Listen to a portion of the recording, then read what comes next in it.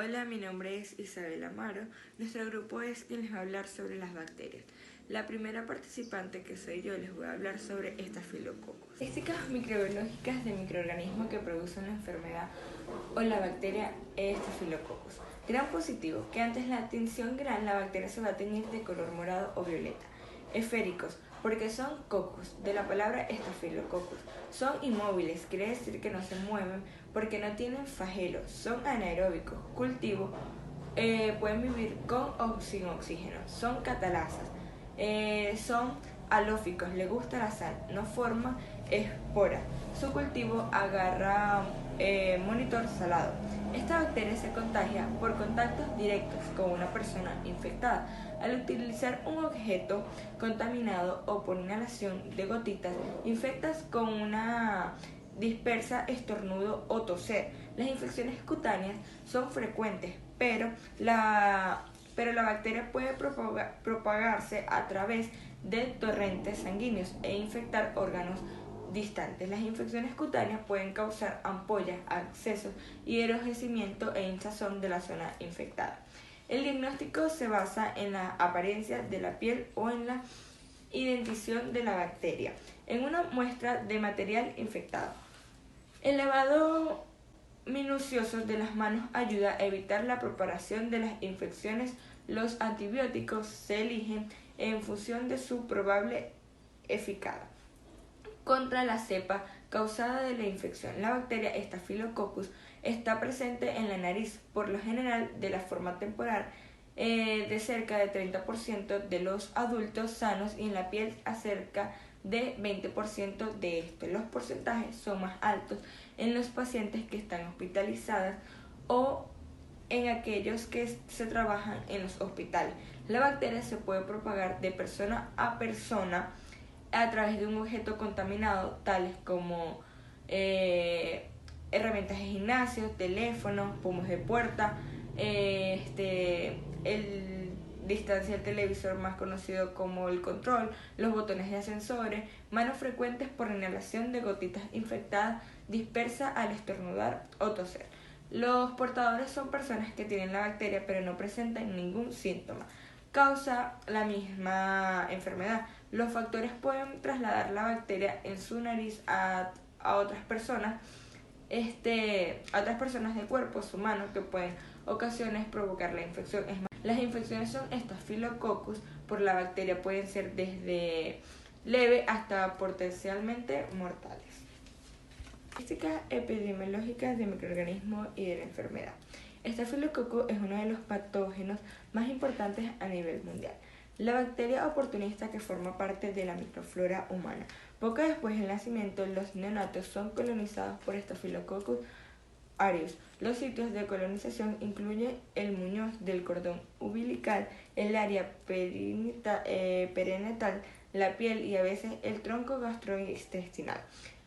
Contamina la vestimenta y la ropa de la cama. La colonización, por más frecuente por el Staphylococcus, es la mucosa nasal. El principio reservorio lo constituye el hombre enfermo o el portador. Es más frecuente la colonización en el hospital, específicamente en los pacientes con hemodiálisis, diabéticos tipo 1, pacientes con lesiones cutáneas, sujetos infectados por el VIH y adictos a las drogas. Presentación clínica. La lesión característica producida por Staphylococcus es el absceso. Se puede presentar a nivel de la piel como Phococcus. Esta lesión es blanda, eritemosada y caliente. A las 24 o 48 horas desarrolla una pústula central blanca. Dentro del material purulento es cremoso, amarillento y frecuentemente tiene un centro constituido generalmente por un folículo piloso que es el sitio donde la infección se inició. Este tipo de infección también puede aparecer alrededor del cuerpo extraño y entonces el inóculo necesario para producir infección es más bajo y la llegada de antibiótico es menor. Prevención. Se contribuye a evitar la propagación de estas bacterias lavándose siempre minuciosamente las manos con agua y jabón, aplicándose un desinfectante para manos con alcohol. Algunos médicos recomiendan aplicar el antibiótico mupirocina dentro de las fosas nasales para eliminar los estafilococcus de la nariz.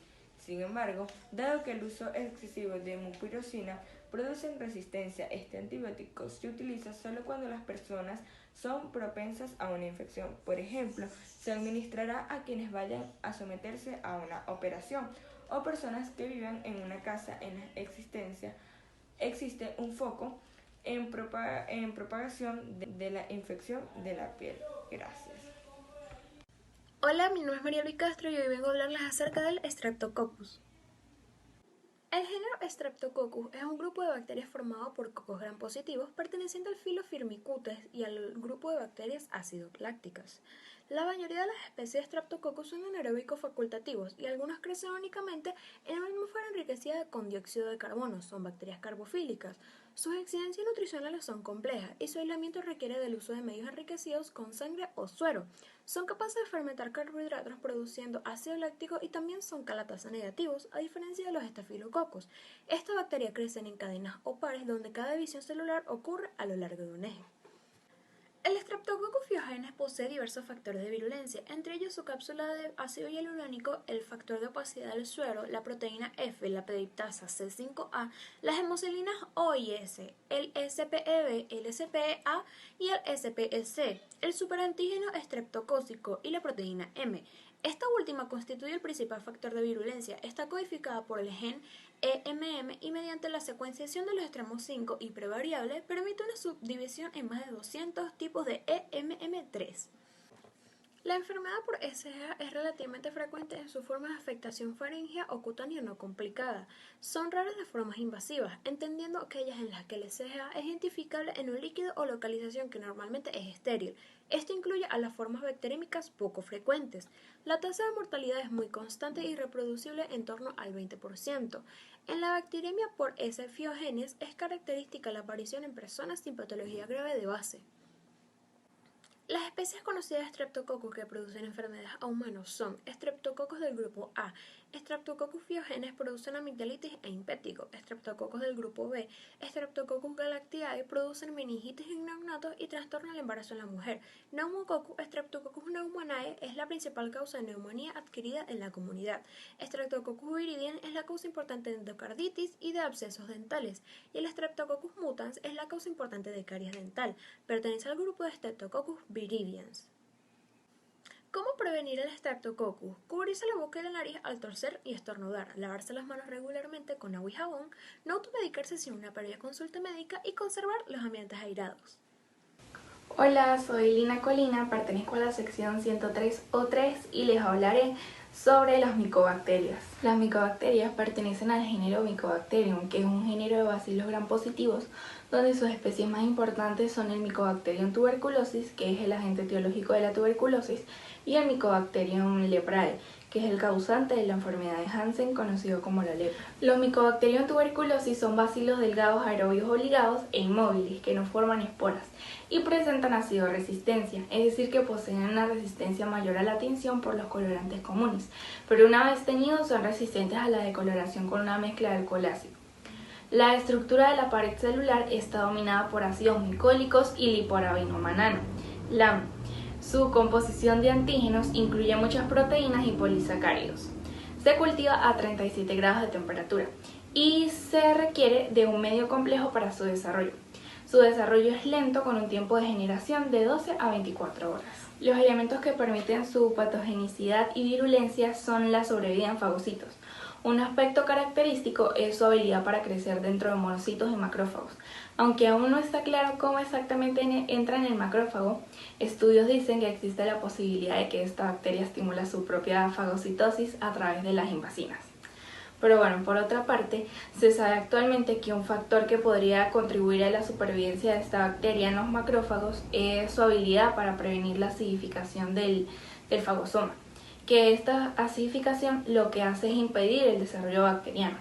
Además, se presume que esta bacteria contrarresta la acidificación produciendo amoníaco y de esta forma pues mantiene las condiciones óptimas para el crecimiento. La interferencia con la activación de los macrófagos. Aunque esta bacteria puede sobrevivir dentro de los macrófagos en reposo, también es destruida por los mismos pero ya activados. El interferón gamma y en general las citoquinas producidas por los linfocitos T, especialmente el CD4, son esenciales para la activación de los macrófagos. Esta bacteria produce compuestos como el liporabinomanano, que ya lo mencionamos al comienzo, que suprime la activación de los linfocitos T.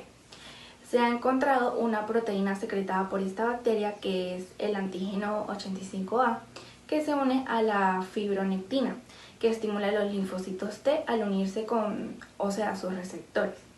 De modo que el antígeno 85A puede prevenir la activación de los linfocitos T mediada por la fibronectina y de esta forma impedir la activación de los macrófagos.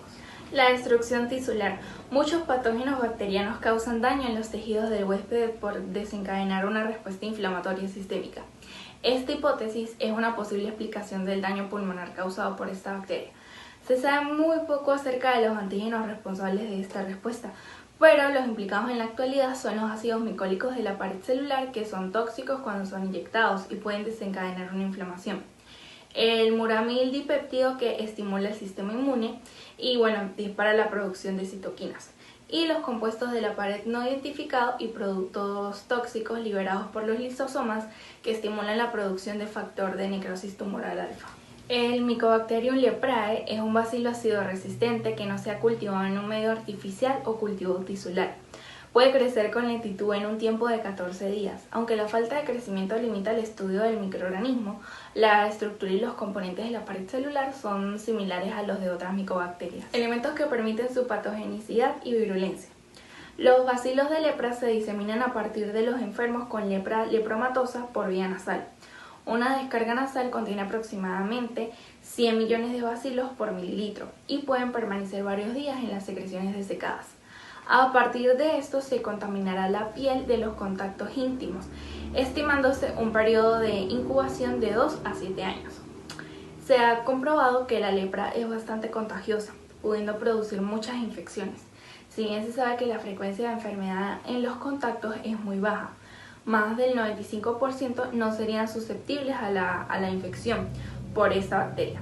Los que se enferman lo harían por un defecto de su inmunidad celular que hace que sus células macróficas ingieran los bacilos pero no los destruyan. La tuberculosis infecta al 1.7 billones de personas en el mundo y causa 3 millones de muertes por año.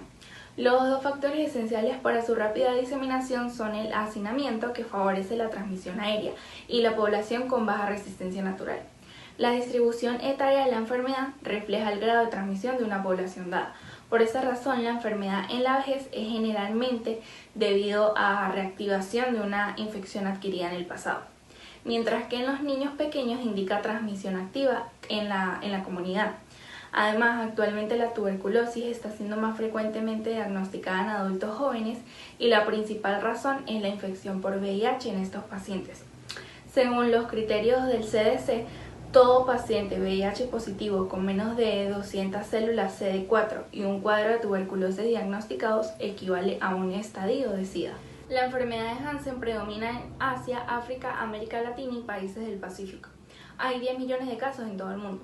El reservorio aceptado es el hombre y las fuentes de infección radican en la localización de la enfermedad en este, sobre todo la forma lepromatosa no tratada. El mecanismo de transmisión es a través de la piel, el aparato respiratorio y el aparato digestivo. El contacto íntimo y prolongado haría que los sujetos predispuestos pasen de la infección al inicio de la enfermedad. Sufre lepra quien tiene un trastorno de su inmunidad celular que le impide destruir los bacilos. Tuberculosis primaria. En cualquier área donde el bacilo se localice provocará una reacción inflamatoria. Alrededor del bacilo se agrupan células mononucleadas, linfocitos y macrófagos. El centro de este folículo suele necrosarse y luego se calcifica. En la mayoría de los casos se produce la destrucción de las micobacterias y la única evidencia de infección es un test cutáneo de hipersensibilidad a la tuberculina positivo.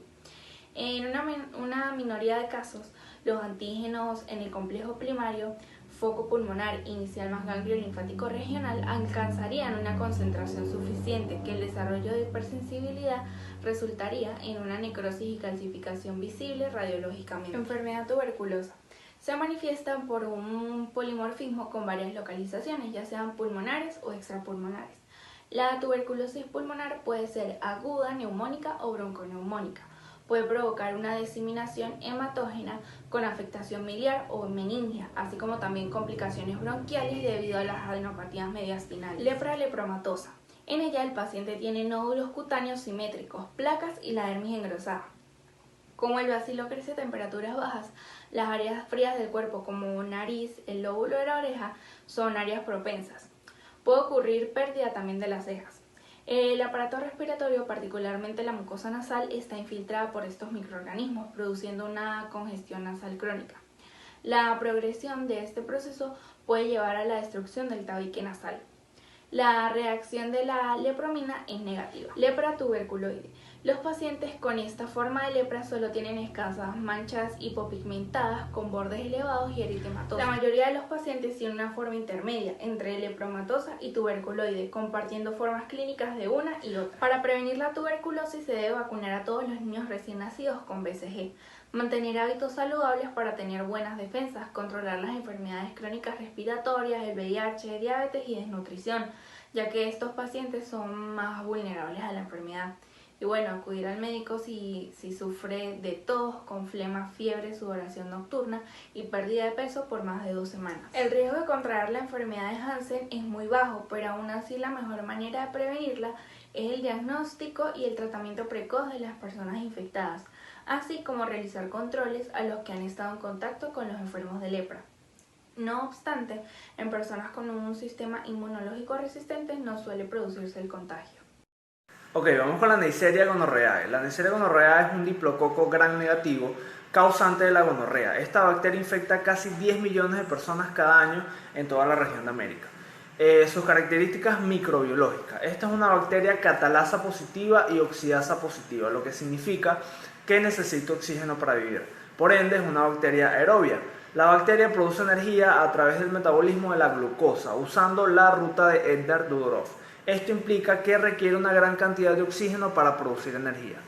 Esta bacteria es muy delicada, ya que para vivir tiene necesidades especiales, lo que complica la toma de muestra para su diagnóstico. Para esto se deben usar hisopos de dacrón o con punta de rayón y no de algodón o alginato de calcio, pues la bacteria podría morir, lo que nos daría un falso negativo. Inmediatamente que se toma la muestra se debe inocular en el agar chocolate, el cual cultiva la bacteria entre 35 y 37 grados con niveles bajos de dióxido de carbono aproximadamente al 5%. Y la adición de cistina, glucosa, piruvato y lactato que ayudan al metabolismo de la bacteria para sobrevivir. Al estar en este ambiente nos da un lapso de tiempo para poder llevar la muestra al laboratorio y estudiarla para su diagnóstico.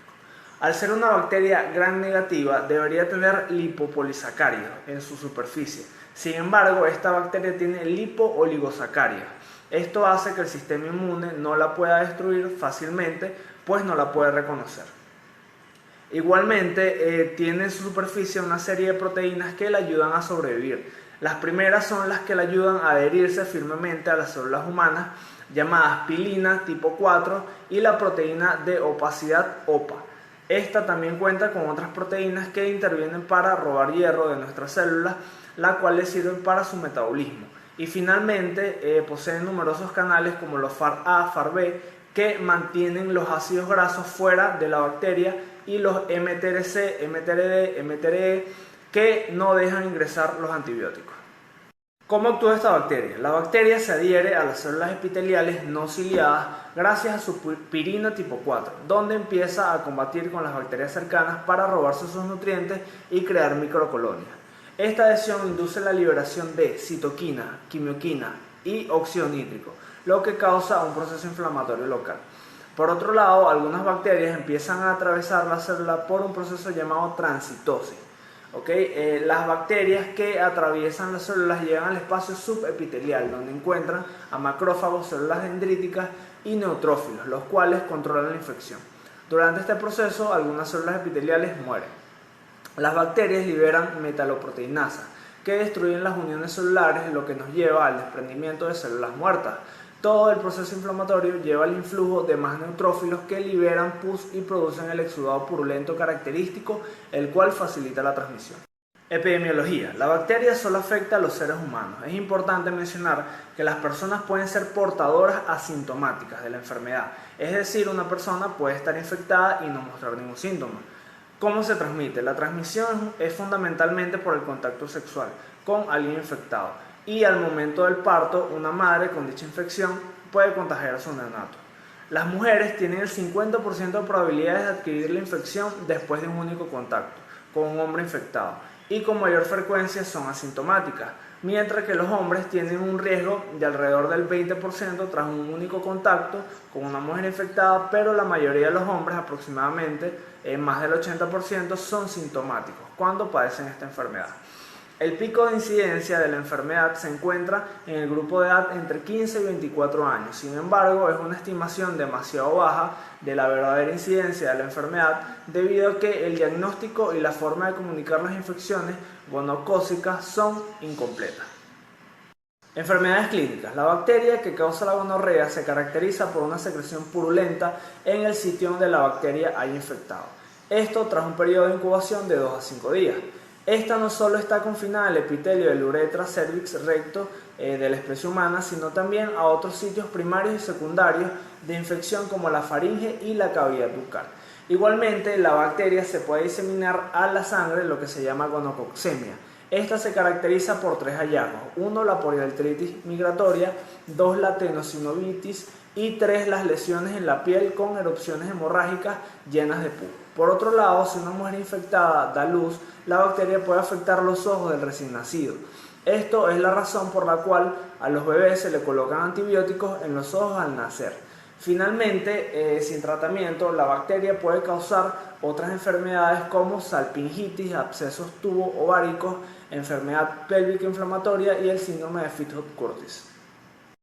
Entre las prevenciones tenemos que debemos evitar la promiscuidad, utilizar preservativos y en el caso de los recién nacidos, colocarles sus gotas antibióticas al nacer. Neisseria meningitidis. Estos son de igual manera diplococos gram negativos, oxidasa y catalasa positivos aerobios. Tienen necesidades nutritivas particulares, por lo que de igual manera, para poder diagnosticarlas se requiere de técnicas especiales. Las pruebas para su diagnóstico se pueden establecer a partir de la exploración física seguida de una punción lumbar y una toma de sangre. Los medios de cultivo indicados son Tallermayer, agar chocolate y agar sangre, todos enriquecidos con vitaminas, minerales y moléculas energéticas para garantizar su conservación y poder llevarlas al laboratorio. Tanto los lipoligosacáridos como la cápsula de polisacáridos le proporcionan mayor resistencia en contra del sistema inmunológico y mayor resistencia a ser eliminados incluso con la utilización de antibióticos de uso común. La pilina tipo 4 y las proteínas de membrana externa por A, por B, OPC y OPA son responsables de la adherencia a las células. La enzima proteasa IgA confiere protección contra la acción de la inmunoglobulina A presente en las mucosas. El mecanismo para obtener el hierro se encuentra unido a la transferina, el cual es muy eficiente y sienta la base de la supervivencia de esta bacteria en la mucosa respiratoria y el flujo sanguíneo. Esta tiene diversas clasificaciones que se dividen en relación a sus proteínas en serogrupos, que voy a dejar acá abajo, y los serogrupos asociados con enfermedades humanas más importantes son los grupos A, B, C, Y y W135. ¿Cómo actúa esta bacteria? Cuando el diplococo entra a la mucosa, se activa la primera línea de defensa, la inmunoglobulina A. Aquí actúa la IgA proteasa de la bacteria, que le sirve como escudo para borrar la primera línea de defensa y así poder llegar a las células del hospedador. Aquí se adhieren gracias a sus pilosidades para poder ingresar a las células. Gracias a las proteínas de membrana externa de opacidad tipo A y C, en conjunto con las porinas, ayudan a sobrevivir y borrar las defensas en el medio intracelular. Aparte, le ayudan a colonizar e invadir las células aledañas. Por lo tanto, facilita la invasión y su replicación, abriéndose paso hasta la capa submucosa. En la submucosa, gracias a los lipoligosacáridos, los poligosacáridos capsulares, entre otros, llaman a los monocitos y los neutrófilos de la defensa y los invaden para replicarse, generando entonces así la patología de la invasión bacteriana, pudiendo de esta forma llegar a la circulación tanto arterial como venosa local pudiendo invadir de igual manera las defensas del torrente sanguíneo y afectar las células endoteliales de los vasos sanguíneos, lo cual nos haría proclives a sangrados masivos, sangrados internos, ataques isquémicos en cualquier órgano, causando infartos y necrosis por falta de riego sanguíneo. La Neisseria meningitidis tiene especial predilección por subir a las membranas meninges que cubren el cerebro, invadiendo sus células y al mismo tiempo dar batalla al sistema inmunológico, el cual libera sustancias proinflamatorias, causando los síntomas relacionados a esta patología. Características epidemiológicas. La Neisseria meningitidis vive exclusivamente en los humanos. Esta existe en todo el mundo. Es más común ver esta enfermedad en países subdesarrollados. Aproximadamente el 90% de los casos de enfermedad meningocócica están causadas por los serogrupos A, B, C y su hábitat es la microbiota nasofaringea. Esta se contagia por gotitas respiratorias entre personas que mantienen contacto íntimo prolongado. Se disemina en espacios de hacinamiento como cárceles, dormitorios de universidad, albergues y geriátricos. La prevalencia. La frecuencia de portadores es mayor entre niños en edad escolar y jóvenes. Los niños lactantes menores de 1 año y personas de nivel socioeconómico bajo y no varía con la estación del año. Los cuadros clínicos producidos por la Neisseria meningitidis se pueden dividir básicamente en meningitis epidémica o esporádica, meningococcemia y raramente neumonía, artritis purulenta o endoftalmitis. El cuadro más común, la meningitis aguda purulenta, es difícil de diferenciar de otras meningitis bacterianas agudas. Los síntomas se caracterizan por un inicio súbito de cefalea, fiebre, rigidez de nuca, náuseas, vómitos, fotofobia y alteraciones neurológicas que pueden incluir estupor, delirio, coma y convulsiones. En infantes la meningitis puede tener un inicio más insidioso con síntomas atípicos sin rigidez de nuca, sin embargo el abultamiento de la fontanela puede ser característico. Además se acompaña de llanto inconsolable, vómito, convulsiones, rechazo al alimento e hipotonía.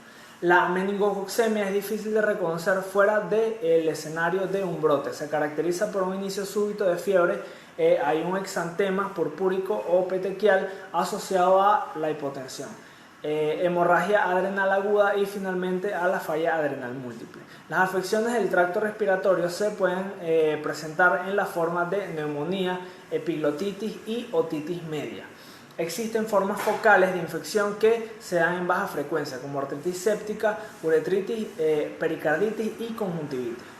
Prevención. Entre la prevención tenemos el evitar ir a zonas endémicas con esta patología y en el caso de que no se pueda evitar, la profilaxis indicada es rifampicina 600 mg cada 12 horas por 2 días, ciprofloxacino 500 mg una dosis y oflaxino 400 mg una dosis, entre otros medicamentos. Robert Garabal, cédula de identidad 27-493-680, sección 103 o 3. Les vengo a hablar primeramente acerca de las características microbiológicas de la Treponema pallidum. Es una especie de bacteria de género Treponema compuesta por entre 8 y 20 espiras enrolladas, lo que le da un movimiento de rotación similar a un sacacorcho. Mide de 5 a 20 micras de largo y de 0.5 de diámetro y es una espiroqueta, es decir, no se tiñe con la tinción de Gram.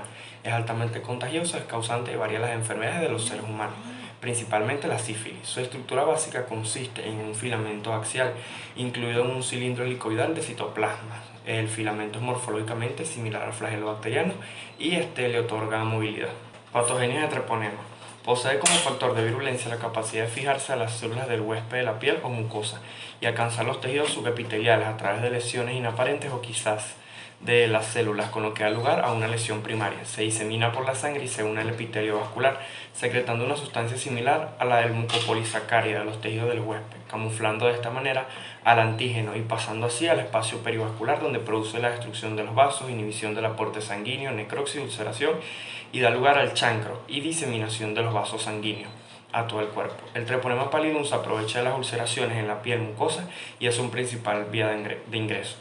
¿Cómo se llega a desarrollar la enfermedad? Etapa primaria. Después de un periodo de incubación de 10 días a 6 semanas, 3 semanas en promedio, en el sitio de inoculación, la boca, el pene, la vagina o el ano, se presenta una pápula no dolorosa que rápidamente se ulcera, convirtiéndose en una llaga circular ovalada de color rojizo similar a una llaga abierta. Se caracteriza por su consistencia cartilaginosa y bordes duros. En los varones el chancro suele localizarse en el pene o dentro de los testículos, aunque también en el recto, dentro de la boca o en los genitales externos, mientras que en la mujer en áreas más frecuentes son el cuello uterino, los labios de los genitales, mayores o menores. Durante esta etapa es fácil contagiarse por medio de los chancros. Una persona infectada durante esta etapa puede infectar a su pareja al tener relaciones sexuales sin protección. El chancro desaparece al mes o mes y medio, por lo que esto no quiere decir que ya se curó, sino que procede a la siguiente etapa, la cual puede presentarse un año después de la desaparición del chancro y tras 6 meses provocando ronchas de color rosado, llamados clavos sinfílicos en las palmas de las manos o plantas de los pies. Puede aparecer en otros sitios como el pecho, cara o espalda. Se presenta con fiebre, dolor de garganta, dolor en articulaciones, pérdida de peso, caída del cabello, entre otros. Cuando la segunda fase termina, la sífilis permanece en el organismo durante mucho tiempo, hasta que vuelve a despertar en la tercera fase. En esta fase, también llamada fase final, el inicio de la infección se vuelve a despertar y ataca directamente al sistema nervioso o algún órgano. En esta fase se producen los problemas más serios y puede llegar a provocar la muerte. Algunos de los problemas son trastornos oculares, cardiopatías, lesiones cerebrales, lesiones en la médula espinal, pérdida de coordinación de las extremidades, entre otras cosas. Aspectos epidemiológicos de Treponema pallidum y sífilis. Generalmente se contagia por contacto sexual, puede ser transmitida por vía transplacentaria o por contacto no sexual a través de besos. La enfermedad aparece más frecuentemente en individuos de vida sexual activa y especialmente en aquellos que practican relaciones sexuales con múltiples y parejas desconocidas.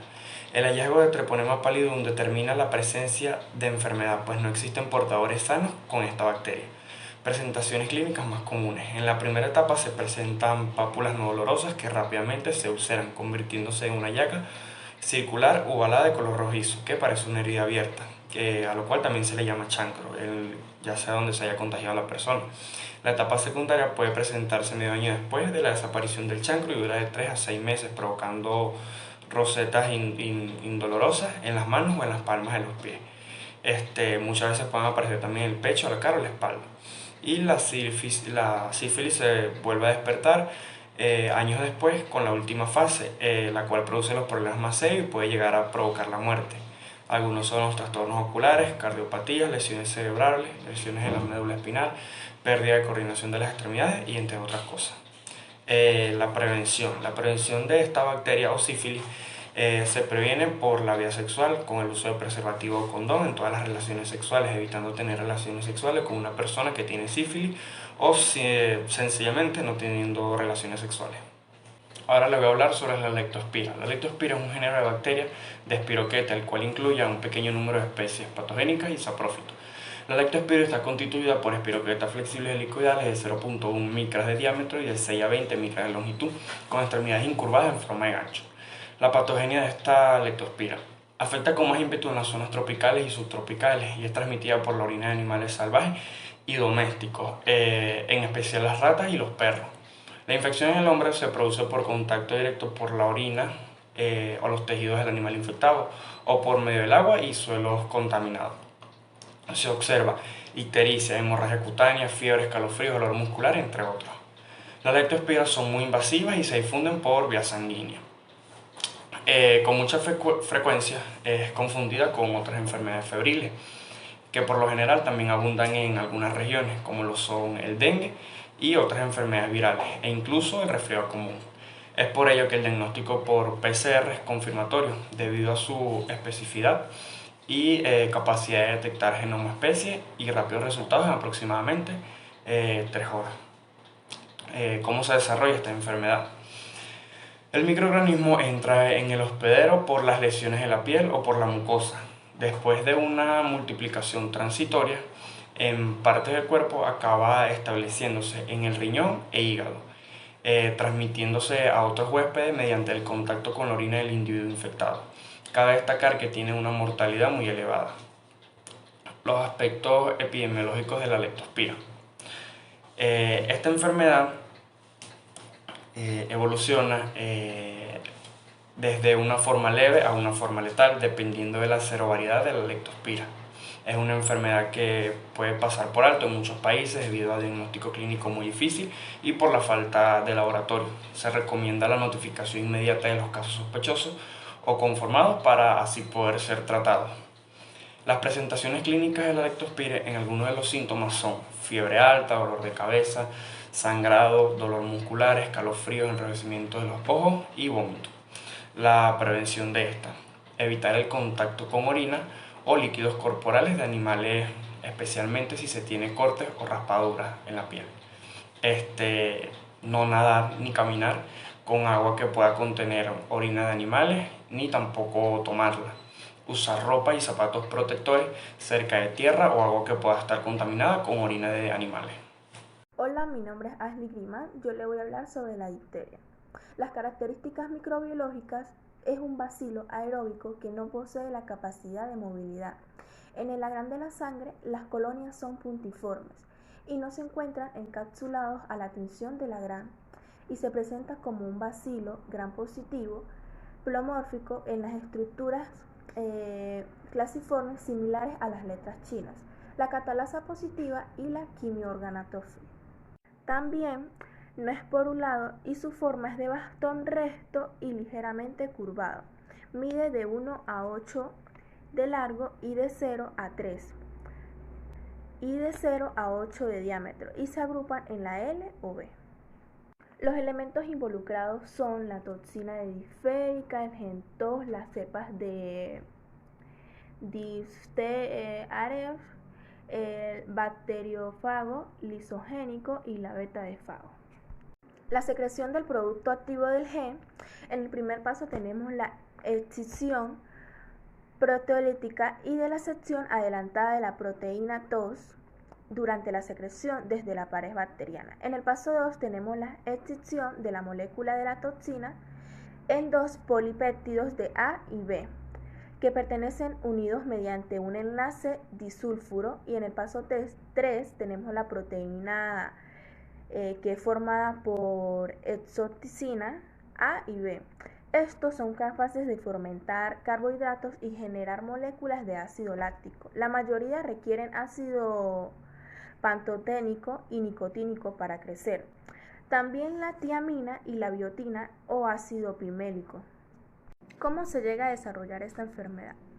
El microorganismo se disemina por gotas respiratorias y con contactos en secreciones nasofaríngeas, contactos con lesiones infectadas de la piel, fómites y raramente existe un lugar en la colonización de bacterias, lo cual induce a la toxina a exhibir los síntomas de proética. Esto dará lugar a la formación y multiplicará a la bacteria hasta que logre alcanzar la circulación. También en las características epidemiológicas del microorganismo y de la enfermedad se encuentra la flora normal de la piel nasofaríngea. La enfermedad se presenta en los meses fríos y en las zonas templadas. Los más afectados son los niños sin vacunar. También se presenta en los adultos que fueron inmunizados a tiempo. En los casos clínicos hay una formación de pseudomembrana que se localiza y es fundamental para determinar la zona infectada. La tumefacción cervical generalmente aporta un aspecto tóxico en el paciente, acompañado de una úrtica. En las lesiones cutáneas, el tipo de características son aportadas por esta lesión y determinará el tipo de infección a la que se asocia. Las secreciones nasales, se presenta una secreción nasal que se transforma en serosa y posteriormente serosanguinolenta. En la difteria nasal, su comienzo no se distingue de un resfrío común y presenta secreción nasal serosa, serosanguinolenta. En la febrícula son escasos y los síntomas son generales. La membrana se localiza en el tabique nasal. En la difteria faringoamigdalina se acompaña de anilitis y la temperatura no es normal y puede presentar febrícula. En la difteria cutánea, la infección cutánea es en la úlcera de los bordes definidos y con una base de la membrana, y su infección del bulbo vaginal son lesiones ulcerosas y confluyentes. En la infección conjuntival, el edema es un enrojecimiento y la lesión de la membranosa en la vulva conjuntiva y palpebral. Las prevenciones que debemos tomar son: debemos tener mucho en cuenta en siempre lavarnos las manos con suficiente agua y jabón, utilizar el gel antibacterial, también el uso del tapaboca, evitar lugares concurridos, evitar también los métodos de saludos que involucren cualquier contacto y también vacunarnos y cumplir con el plan del refuerzo. Gracias. y es fundamental para determinar la zona infectada. La tumefacción cervical generalmente aporta un aspecto tóxico en el paciente, acompañado de una úrtica. En las lesiones cutáneas, el tipo de características son aportadas por esta lesión y determinará el tipo de infección a la que se asocia. Las secreciones nasales: se presenta una secreción nasal que se transforma en serosa y posteriormente serosanguinolenta. En la diferia nasal, su comienzo no se distingue de un resfrío común y presenta secreción nasal serosa serosanguinolenta. En la febrícula son escasos y los síntomas son generales. La membrana se localiza en el tabique nasal. En la diferia faringoamigdalina se acompaña de anilitis y la temperatura no es normal y puede presentar febrícula. En la difteria cutánea, la infección cutánea es en la úlcera de los bordes definidos y con una base de la membrana, y su infección del bulbo vaginal son lesiones ulcerosas y confluyentes.